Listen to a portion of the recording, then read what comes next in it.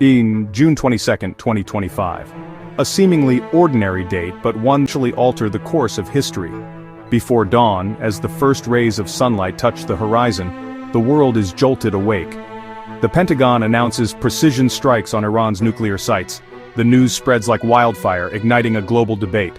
Officials insist it's not war but a last resort move, a calculated risk, to halt Iran's nuclear ambitions. They claim all other options have been exhausted. Operation Steel Gambit is declared swift and successful, but Tehran claims minimal damage and defiance. They vow retaliation, escalating tensions further.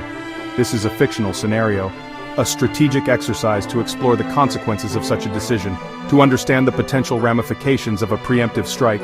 The targets, Fordo, Natanz, and Isfahan, each a fortress of Iran's nuclear program, heavily fortified and deeply buried. The mission set back Iran's nuclear capabilities by years using America's most advanced technology, the most sophisticated weaponry in the U.S. arsenal. Negotiations have failed. Intelligence points to an imminent nuclear breakout. The clock is ticking. The world is told this is a reluctant defensive act, not aggression, but even a surgical strike in this region risks unpredictable fallout, reshaping alliances and economies. The global landscape could be irrevocably altered. This video examines the mechanics, weapons, and far-reaching consequences of such a strike, a decision that could trigger a global crisis. The B-2 Spirit stealth bomber, a marvel of engineering, leads the operation, flying undetected, a silent predator in the night sky. Its stealth capabilities are unmatched, allowing it to penetrate deep into enemy territory. To deliver the GBU-57 massive ordnance penetrator, capable of smashing through mountains and many meters of reinforced concrete to reach Fordo.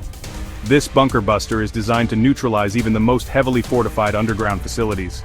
Tomahawk cruise missiles, launched from U.S. ships far from the target air defenses and above-ground facilities, paving the way for subsequent strikes.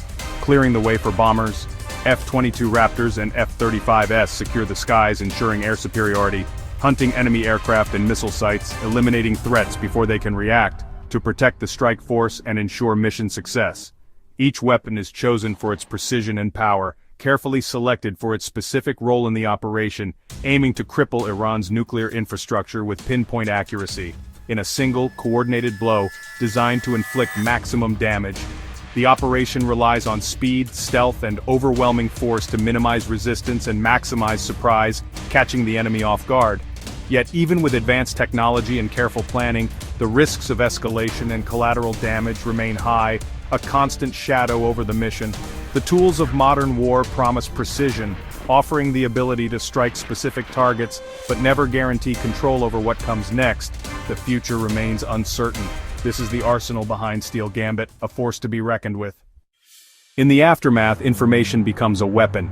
The Pentagon releases dramatic footage, claiming total success and minimal collateral damage. Tehran counters with images of leaders touring intact facilities, insisting the attack failed. Both sides flood media with their narratives, while journalists and inspectors are kept away. The truth is obscured by propaganda and restricted access. Allies echo Washington. Iran's partners amplify Tehran's defiance. Only months later, through intelligence and satellite imagery, will the real impact emerge. In modern conflict, perception can be as decisive as firepower. Even a successful strike, however precisely targeted, would unleash widespread chaos and instability throughout the region. The immediate aftermath would be devastating.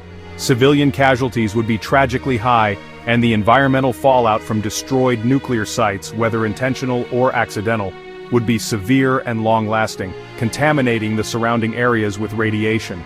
Iran's response would almost certainly be asymmetric, designed to exploit vulnerabilities and avoid direct conventional confrontation.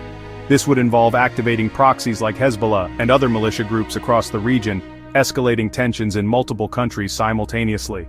Attacks on U.S. bases and personnel in the region would likely increase dramatically. Israel and Gulf allies, already facing internal and external pressures, could also be drawn directly into the conflict, further destabilizing the region. Meanwhile, threats to close the Strait of Hormuz, a vital artery for global oil supplies, would send oil prices soaring to unprecedented levels. The global economy, already fragile, would reel from the shockwaves. International trade would be severely hampered, with supply chains disrupted on a massive scale. Financial markets would be thrown into turmoil, triggering a potential global recession. Diplomatically, the US would face widespread condemnation, even from its closest allies who might question the legality and wisdom of the strike. Adversaries and rivals would undoubtedly exploit the crisis to advance their own geopolitical interests. Perhaps most dangerously, the strike could shatter decades of painstaking nuclear non-proliferation efforts.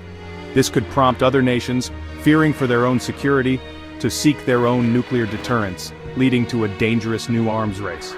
The fallout from such a strike would be global, not just confined to the immediate region, with consequences felt around the world. Therefore, the true cost of military action would echo far beyond the battlefield, with potentially irreversible consequences for global security and stability. This scenario is fiction, a warning, not a prediction. The exercise reveals the illusion of a clean war. Even the most precise strike unleashes uncontrollable consequences. Escalation, proxy wars, economic shocks, these are the likely results, not distant possibilities.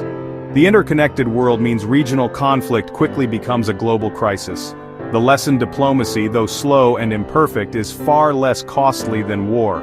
Negotiation demands patience and compromise, but the alternative is catastrophe. Scenarios like Steel Gambit should remind us, real security is built through dialogue, not destruction. The true victory lies in preventing the need for such operations at all.